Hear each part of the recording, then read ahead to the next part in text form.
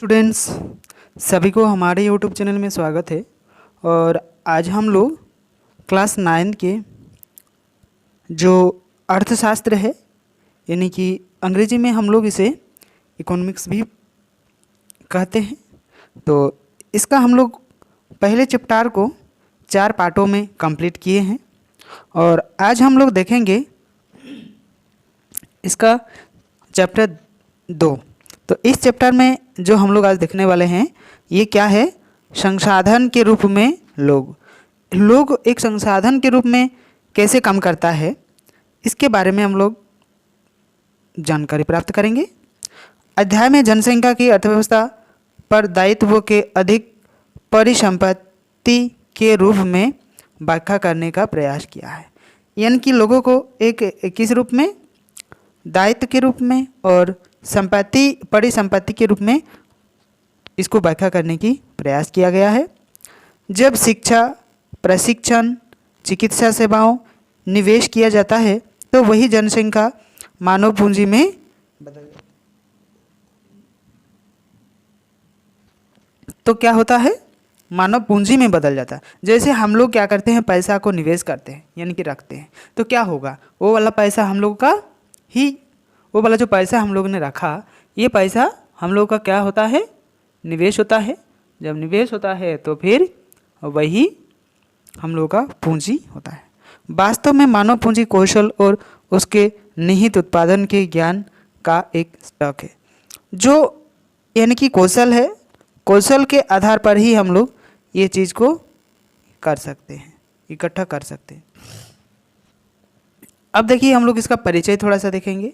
संसाधन के रूप में लोग वर्तमान उत्पादन कौशल और क्षमताओं के संदर्भ में किसी देश के कार्यरत लोगों का वर्णन करने का एक तरीका है। उत्पादक पहलुओं की दृष्टि से जनसंख्या पर विचार करना सफल राष्ट्रीय उत्पादन के सृजन, उनके योगदान की क्षमता पर बल देता है। यानी कि सकल राष्ट्रीय उत्पादन जो है, ये चीज़ जब हम लोग देखेंगे तो इसका क्या होता है? उत्पादन पहलू की दृष्टि से हम लोग जनसंख्या में क्या करते हैं? विचार करते हैं। ये सारा चीज़ हम लोग उसी के तरीके से करते हैं। दूसरे शब्द में अगर हम लोग देखेंगे तो दूसरे जो संसाधन है, इसको अगर हम लोग देखेंगे तो इसकी भांति जनसंख्या भी संसाधन होता है। जब ये चीज़ को हम लोग देखेंगे तो जनसंख्या भी एक क्या हो जाता है? संसाधन बन जाता है। एक मानव संसाधन भी है। यह विशाल जनसंख्या का एक सकारात्मक पहलू है जिसे प्राय उस वक्त अनोखा कर दिया जाता है जब हम इसके नकारात्मक पहलू को देखते हैं। वैसे भोजन, शिक्षा, स्वास्थ्य सुविधा की संख्या तक पहुंच सकते हैं और इसका ही इसके साथ क्या होता है? संबंध होता है। समस्या पर विचार करते हैं और यह विचार करते समय जब उन जो विद्वान होते हैं, मानव संसाधन को और अधिक शिक्षा का, स्वास्थ्य तथा और विकसित किया जाता है। जब हम इसे मानव पूंजी निर्माण करते हैं तो भौतिक पूंजी का भी निर्माण हम लोग ही देश की उत्पादन शक्ति को वृद्धि करने के लिए ही हम लोग क्या करते हैं? इसे निवेश करते हैं। अब देखेंगे हम लोग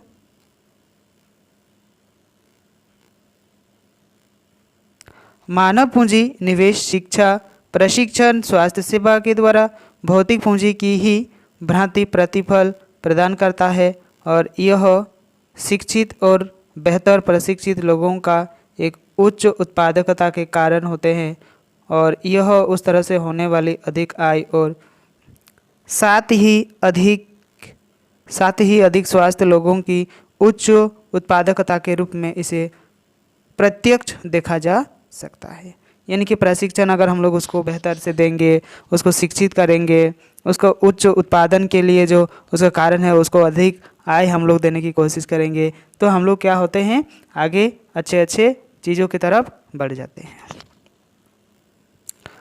अब हम लोग देखेंगे इसका जो इस चित्र आप लोग देख पा रहे हैं, ये क्या है? यह मानव पूंजी है। ये क्या है? मानव पूंजी है। पहले आप लोग देखिए, यहाँ एक डॉक्टर एक रोगी को छिड़काव कर रहे हैं, उसका हाथ पकड़ के रखे हैं, और या फिर उसका कोई दवाई वगैरह दे रहा है। अब ये एक देखिए, ये एक शिक्षक है। ये क्या है? एक शिक्षक है। ये क्या है? एक शिक्षक है। ठीक है, तो एक शिक्षक भी इसी के अंदर में आता है। और ये आप लोग देख पा रहे हैं, ये कुछ कंपनी में कुछ काम कर रहा है और ये कपड़ा वगैरह सिल रहा है। ये कपड़ा वगैरह सिल रहा है। तो हम लोग को यही मानव पूंजी होता है, जिसके द्वारा वो कार्य वगैरह करता है उसे। उच्च आय, जो उच्च आय से न केवल अधिक शिक्षित और स्वस्थ लोगों को जो लाभ होता है, बल्कि समाज को भी अप्रशिक्षित तरीके से लाभ होता है, क्योंकि अधिक शिक्षित या अधिक स्वस्थ जनसंख्या का लाभ उन लोगों तक ही पहुंच पाता है। जो हम लोग अधिक लाभ पहुंचाने की बात करेंगे, अधिक से अधिक जो स्वस्थ रहने की बात करेंगे, तो हम लोगों को शिक्षित होना बहुत ज़रूरी है। और यह जो स्वयं प्रत्यक्ष रूप से उतने ही शिक्षित नहीं है या उनकी स्वास्थ्य सेवाएं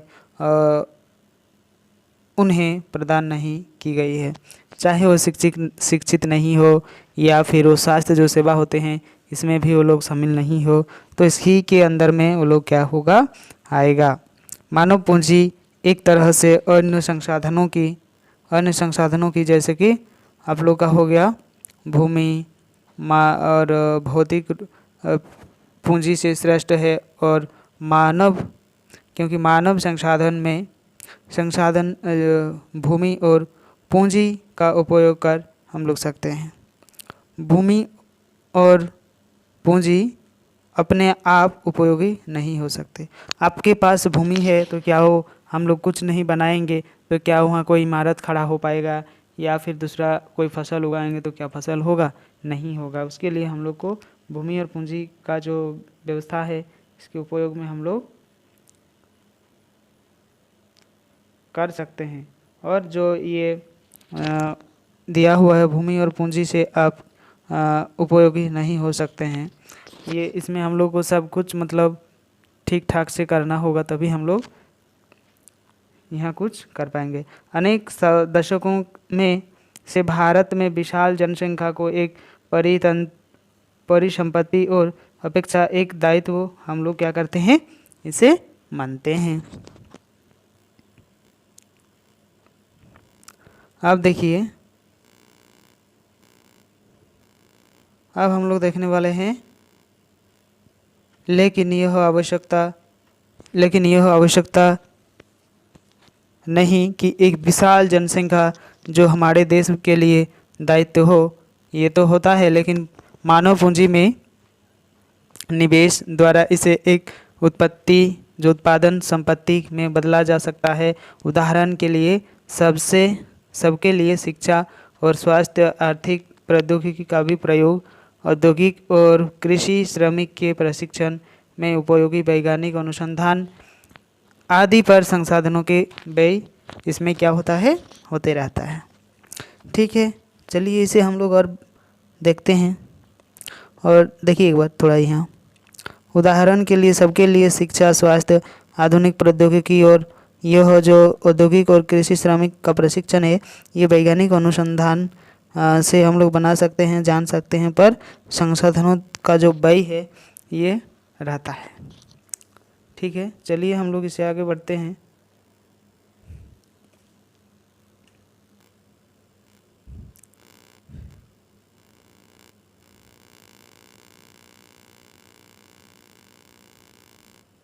चलिए इसे हम लोग देखते हैं। इस दोनों व्यक्तियों के स्वास्थ्य में हमने देखा कि सकल स्कूल जाता था, जबकि यह विशाल स्कूल नहीं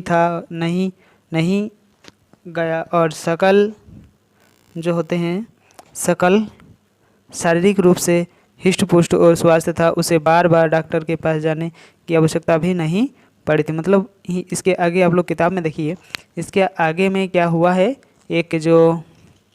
इसका आगे में एक किताब आप लोग खोल के देख लीजिए, इसमें आगे में उसका पूरा ही डिटेल्स में दिया हुआ है। ठीक है, आवश्यकता नहीं पड़ी और विशाल घटियों का रोगी था और उन्हें यह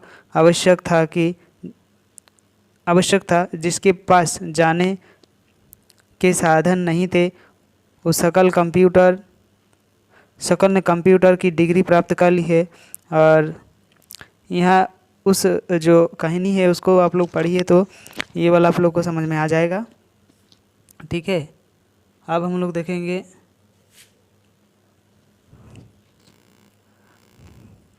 उसका पूरा कहानी इसमें दिया हुआ है। ठीक है, अब हम लोग इसका देखेंगे लास्ट वाला जो है इसे।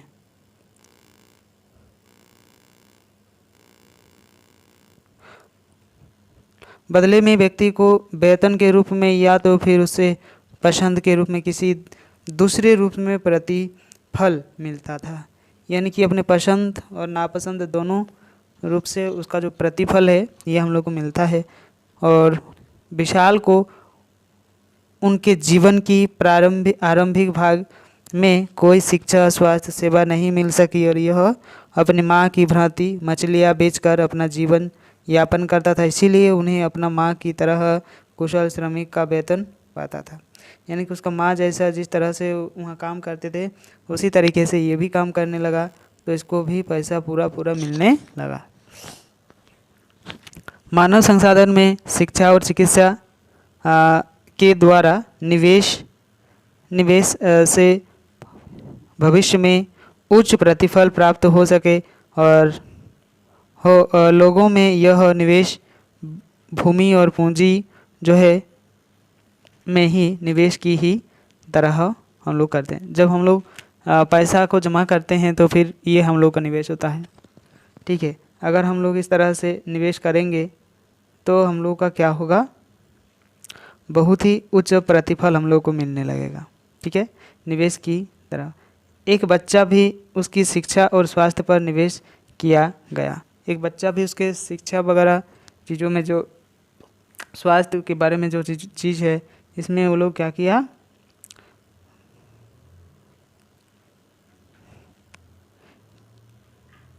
भविष्य में उच्च आय और समाज को बृहद योगदान के रूप में अधिक प्रतिफल दे सकता है। यानी कि जो इसका भविष्य में जो उसको आय के बारे में चिंता करने की बात थी या समाज को बृहद बनाने का भी जो है ये योगदान के रूप में अधिक प्रतिफल दे सके, क्योंकि इसमें बहुत सारा चीज़ों का क्या हुआ था, स्वास्थ्य निवेश, आपका स्वास्थ्य निवेश हो गया। फिर ये आपका भविष्य में उच्च शिक्षा के बारे में समाज में आगे बढ़ने के लिए ये चीज़ हम लोग को करना पड़ता है। और बृहद योगदान के रूप में सर्वाधिक प्रतिफल दे सका, यह देखा जाता है कि शिक्षित माँ बाप अपने बच्चों की शिक्षा पर अधिक निवेश करते हैं।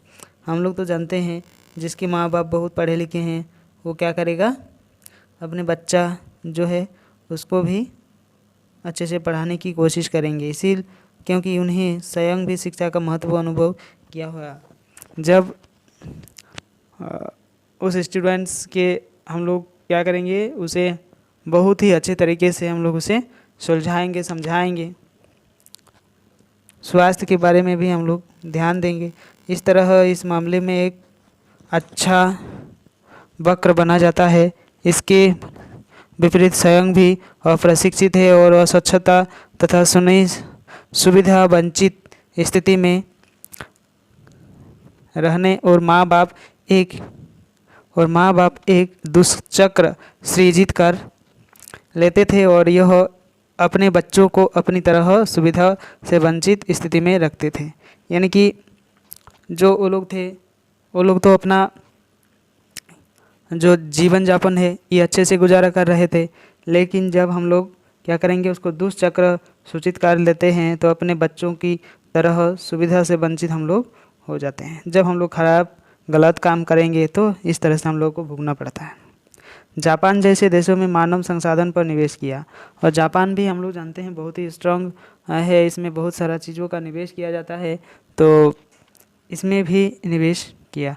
उसके पास कोई प्राकृतिक संसाधन भी नहीं था, यह विकसित धनी देश है और उसके अपने देश के लिए भी ये प्राकृतिक जो होते हैं उस संसाधन का जो आयात करते हैं ये होना चाहिए। वो एक ऐसी कैसी धनी विकसित बने, संसाधनों का आयात करें और कैसे धनी विकसित वो उन्हें लोगों को निवेश के रूप में शिक्षा स्वास्थ्य के क्षेत्र में वह निवेश किया हुआ है। और यह इन लोगों ने भूमि और पूंजी जैसे अपनी विशेष योगदान दिया है और संसाधन का कुशल उपयोग किया है। इन लोगों ने जो कुशलता और प्रौद्योगिकी विकसित की उसी में से ये धनी और विकसित बने। मतलब एक देश से दूसरे देश से हम लोग अगर आना लेखा करेंगे, ले जाएंगे, लाएंगे, तो तभी ये चीज़ होगा।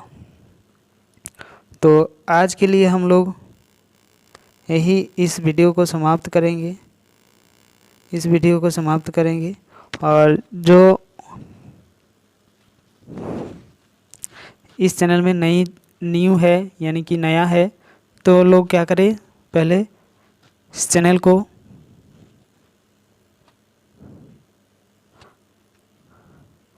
सब्सक्राइब करें, अपने दोस्तों को इस चैनल के बारे में बताइए और उसको भी थोड़ा सपोर्ट आप लोग कीजिए ताकि सभी मिलजुल कर हम लोग आगे बढ़ सके। तो आज के लिए इतना ही बस। Thank you.